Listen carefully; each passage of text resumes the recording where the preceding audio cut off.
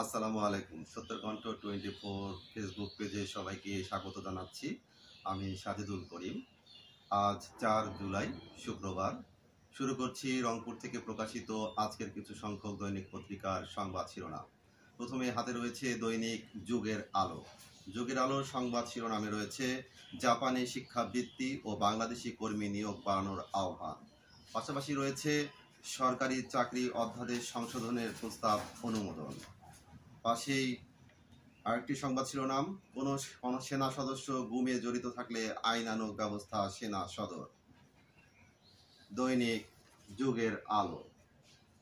দৈনিক আগামীর সন্ধানের সংবাদ শিরোনামে রয়েছে সংখ্যানুপাতিক নির্বাচন পদ্ধতি দেশকে স্বৈরশাসনের দিকে ঠেলে দেবে, রংপুরে রুহুল কবির রিজভী। পাশাপাশি রয়েছে ফ্যাসিস্ট সরকারের পতন হলেও মাফিয়াতন্ত্র শেষ হয়নি, নীলফামারীতে নাহিদ। পাশে আরেকটি সংবাদ শিরোনাম, যত দ্রুত সম্ভব নির্বাচন হবে যুক্তরাষ্ট্রকে জানিয়েছে সরকার, পররাষ্ট্র উপদেষ্টা। দৈনিক আগামীর সন্ধানে।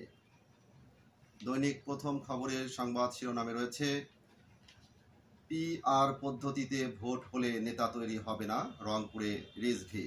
পাশাপাশি রয়েছে সরকারি চাকরি অধ্যাদেশ সংশোধনের প্রস্তাব অনুমোদন।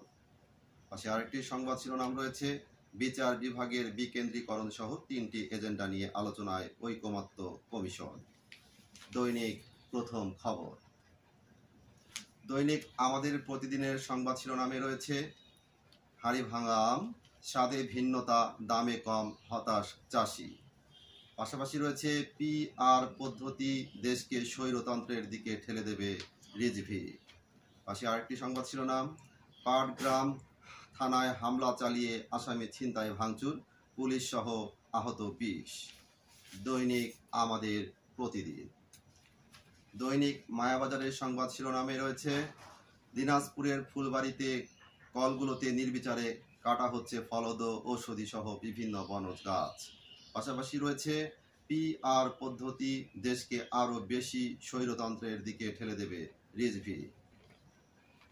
আরেকটি সংবাদ শিরোনাম, এসএসসির ফল প্রস্তুত, প্রকাশ শিগগির। দৈনিক মায়া বাজার। এ ছিল রংপুর থেকে প্রকাশিত আজকের কিছু সংখ্যক দৈনিক পত্রিকার সংবাদ শিরোনাম। নিয়মিত সংবাদ জানতে চোখ রাখুন সত্যের কণ্ঠ 24.com ও সত্যের কণ্ঠ 24 ইউটিউব চ্যানেলে।